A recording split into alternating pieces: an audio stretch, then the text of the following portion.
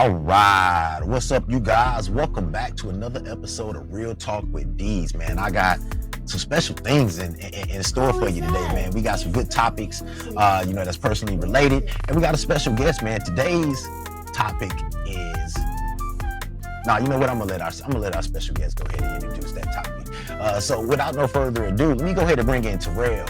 Terrill, what's going on? How you doing today? What's going on? What's going on? Give it up. Give it up for Terrill. You love them vocals. Give it up. All right. Terrill, it's a long time coming, man. I appreciate you taking time out. Like I said, before we even get to the topic, I'm gonna let you introduce the topic today. But before we get into this topic, why don't you let people know what you got going on? And in case they don't already know you, if they messing with these, they should know you already. But in case they don't know you, why don't you tell them a little something about yourself?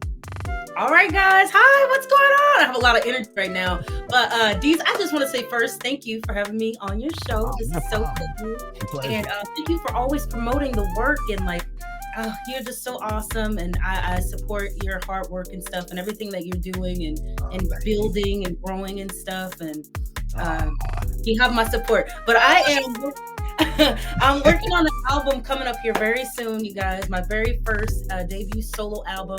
I was telling Deez backstage that I've done a lot of work for other artists and wrote music for people and worked with a lot of on stage and live and stuff, but I've never had my own album, and I feel like timing is now and it's happening, and I'm just really excited about everything. So yeah. That's good, man. Thank you so much for having me on the show. I always say that. I'm super excited to talk with you, and you're really real. So I'm so ready to get into it. I appreciate that. Well, I guess I couldn't be not real and have a show called Real Talk. So for those of y'all don't know, before I get into it, in the meantime, between time, let's talk about D's Music, the show, because we're going to have Terrill on there anyway, because as you know, she's a vocalist and an artist, and she's working on her new album, and she's going to tell you about some things she got. I'm going to let her do it. I'm just so excited for her. I feel like spilling the beans. But once again, man, you guys, don't forget to check out the merch shop. Get you some cups and mugs, man, because it ain't nothing like waking up with D'sville in your cup. You know what I'm saying? Yeah, I always have to give it up for D, boy. Do y'all like how I put that in there? I thought that was right. She's like, man, that's the product that I need in my life. I need to get me a D'sville cup. That's exactly what I need. So anyway, y'all, today we're going to have some real conversation, man. With your boy D's and Terrill in the building. She going to tell us, at this point, we got a topic. But we just gonna freestyle, man. We just gonna see how I roll, man, because you know how your boy D's do it, man. So today's topic on deck is struggles as an artist and how to cope. Me coming from the music side, making music, and like I said, I definitely don't put myself in realms with other people. I just think that I'm kind of ahead of where I'm supposed to be with me just starting. So I feel good at the position that I'm in. But I don't do vocals, I don't sing, you know what I'm saying? I can rap, but I would prefer not to. I did all that. I'm more so in the music now, just providing that for people. Terrill coming from a vocalist, she did some art, performing in front of people and all that stuff, which I, as a person that make music, I get to sit in the background. I don't really have to deal with that unless I'm on Real Talk with D's or D's with Music, the show. So I guess let's start with our guest, man. I talk a lot, so I could probably try to take over the conversation. So let me let Terrill tell me what she feel about her struggles as an artist and how does she cope with, everything. Oh my gosh. And it's so crazy. Man, you were saying a lot of good stuff right there. And I was just thinking about you said, I don't like to put myself in category with other people, or other artists and stuff. Right. I feel like we're all, there's a category for everyone, and right. To match people up and say, oh, you gotta be better than this person, there's space for everyone. There's a lane for everyone, and that has been my motto. I don't compete against people. I support people. I don't want to compete because I feel like everybody kind of does their own thing, right, their own way. You know what I'm saying? Even though it could be very similar to other artists, I feel like everyone has their own thing in their own lane, and it shouldn't be a comparison anyway. But the struggles of like, music, oh my god, it's like, where do we start, you know? It's like, it's my big thing, and the message that I want to get out to people is like, you have to work, like, you work really hard, these, but you have to work for everything pretty much. Nothing is gonna be just given to you, nothing's gonna be just handed to you. And when I first moved to LA back in 2011, I didn't know where to start. Like, I had no idea where to start. So I was just like, and I thought, oh, all I have to do is go audition for stuff, because when I audition for stuff, I get it. No matter what, I'm gonna get it. Right. So I thought all I gotta do is audition for stuff, and then they'll just hand me everything else. You know what I mean? Like, I don't have to work for anything. I just show up, sing, and then I get the gig. But I learned years of being in LA and performing on stage in front of lots of people, and connecting with R&B Live was my very first gig in LA, which is it's all Black celebrities, Nice. Benet, Faith Evans, Tank, like all. Okay, I see. Yeah, that was my very first gig.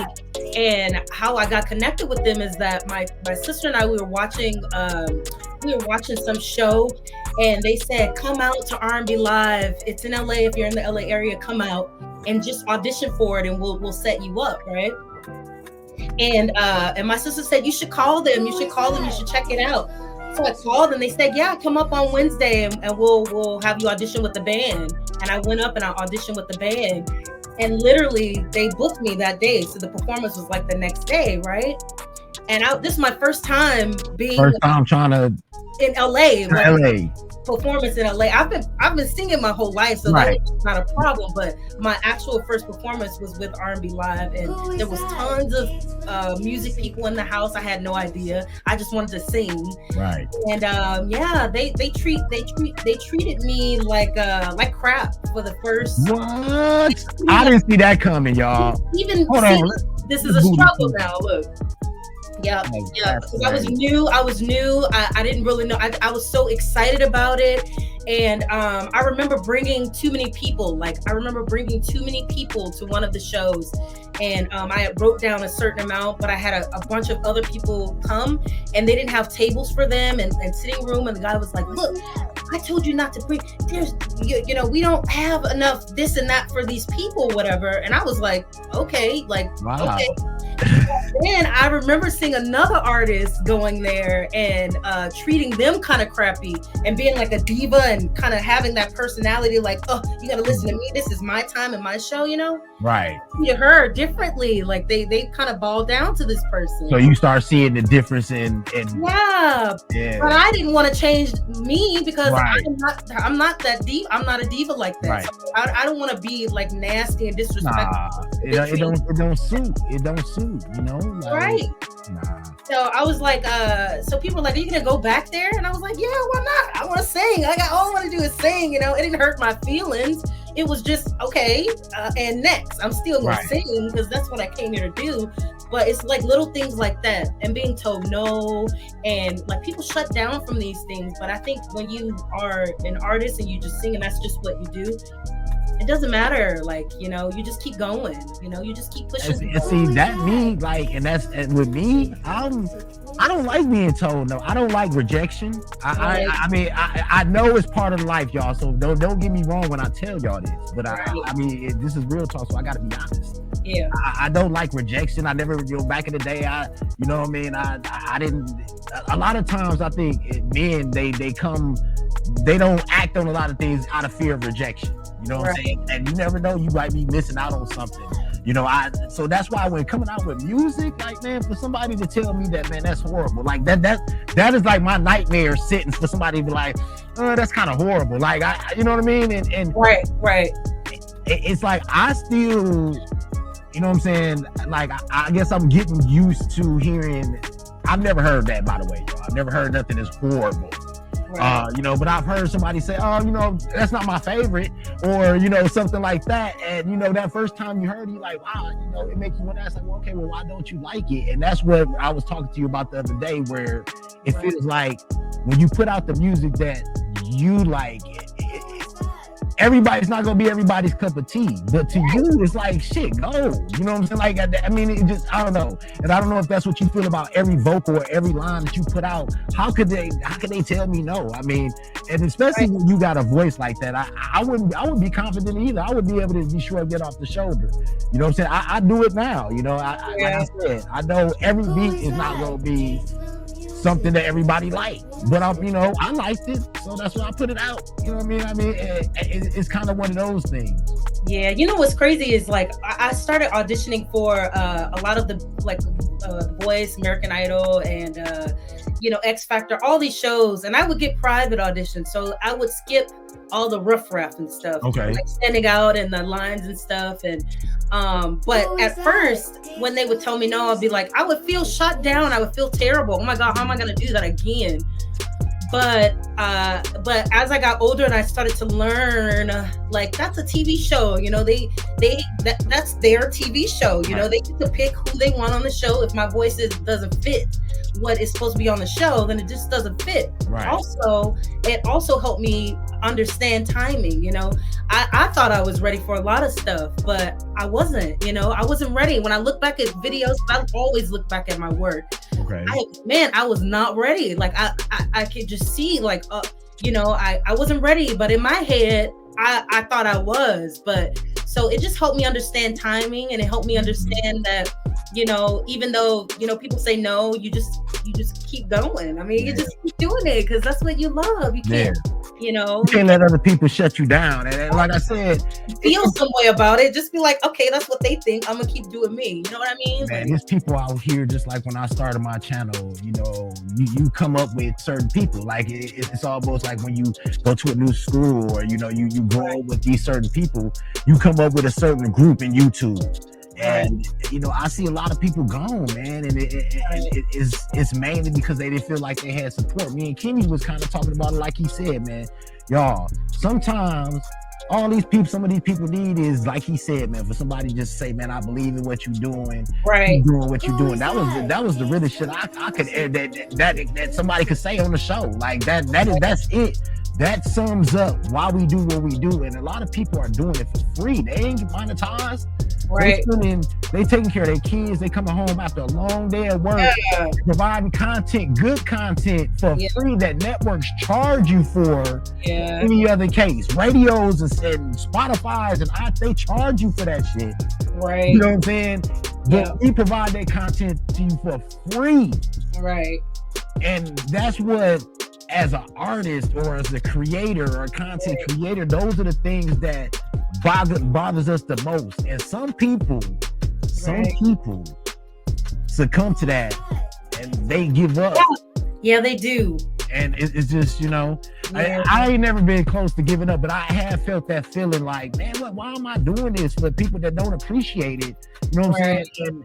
And it don't take much, man. It don't take much, but it's those twos and fews that come through. Even if it's one or two people that come through and you consistently see them and they like, man, I believe what you're doing. This is nice. This is such and such, man. Keep going. Or you inspired me. Those few people are the ones that drive the stuff that we do in the future. Yeah, no, support. It's crazy because, like, I know a lot of people. I worked in the restaurant industry for a long time, and I work with like 200 people at a time at certain points. But so I would meet a lot of people, and they knew that I sang, and just a lot of people were like supportive, and they kind of like, but as soon as they see you start kind of growing, then they kind of, she doesn't need really, they see you, but they don't want to support you, But YouTube has been such a blessing because now I'm not monetized. I'm very close. I'm like so close. So it's like whatever. But now I've met these people from all over the world that I don't know, that I don't even know, and they support me. Literally, they're like supporting me, and that is a gift in itself, because I know all these people. I live around so many people that that were supporting me at one point, but then all of a sudden I'm still posting. This is another crazy thing, Deez, is that I would be still on people's pages saying like, "Oh my God, you're amazing, you're great," Right. Instagram and stuff, and then I don't hear anything from them. So I'm like, okay, let me just check and see. Yeah. Let me just check and see what's going on. So I'll check and see if they're still following me, and I'll be deleted like off. What? Yeah, that's Wow. happened. Y'all, hold on, man. Yeah. Do y'all see that? That's what I'm talking about. See, that's real. That's real talk right there, y'all. That's what I'm talking about right there, man. Wow. Like, what did I do? Wait, when did this happen? Like, I'm still texting. You're amazing. You're great. How's everything going? And nothing. And then all of a sudden, I'm not even on the friend list anymore. But then I do get people that, you know, they'll be online and they'll say, I see you. I see what you're doing. Keep going. You're amazing. You're doing great. But they won't put that on my video, on my picture. But if they inbox me or something, like they see me, oh my God, they don't want to publicly back you up. But they never say. I don't get that. Why do you think that is? Like, I mean, what do you think? Like, you know, what is it about? People like to secretly watch people, and you know, and a lot of people, which is so sad for me to say, you know, people don't like to see people. People say that they like to see people grow, but people they don't like to see. Hey, hold on, give it up, man. Hold on. Just don't. Somebody see that she ready for real talk, y'all. Terrill is ready for real talk. She knows she are not even trying to be like, not trying to say anything mean or anything in any way. That's just the truth. Don't like to see people advance. And I've heard this from a lot of other YouTubers and people that grow really big, is when they start, like, people are like, oh yay, they'll be cheering for you, and then all of a sudden they see you growing, and then all of a sudden they're like, oh, well, she's acting like this now. But you never change. They change. Right. They change their perception of you because you're working towards something. Yeah. So it's like, I do believe it's hard to say it. People say, you know, you gotta say that with a difference. And, you know, I feel like people are jealous, man. I feel like sometimes, and when I say about jealousy, it can be the fact that they're jealous that you got the ambition or the motivation to do what they want to do, but they don't want to put in the work to do it. But they mad at you for doing it because you're able to do it and make it successful, man. And that's their problem. You know what I mean? Like, you can't take on their problems, because I'm going to keep on doing it. Yeah. This is the thing, when you find yourself, because, you know, we all feel like, man, I've just been working so hard. I'm not getting anywhere. It's not, you know, it's moving a little at a time. So how do I get, you know, and when you get in that funk, just think about, if you're thinking about someone hating on you or jealous of you or something like that, that's not your problem. Right. You're going to continue producing music as you are. You're going to keep doing what you're doing, because this is fun for us, right? Yeah, and I love this, man. I love it. And that's the crazy part about it. So, you know, it's easy. You know what I'm saying? Right. And people be like, man, how long? Why you putting out so much? Because it's easy, man. As soon as I'm done with one, I'm moving right on to the next one, because I'm excited to get to the next one. Like, ooh, that's why you work, yeah. So like, I mean, until I slow down, this is what it is, y'all, man. I'm literally doing minimum 4 to 5 tracks a week, y'all, every week. Awesome, man. That is every so week. Awesome.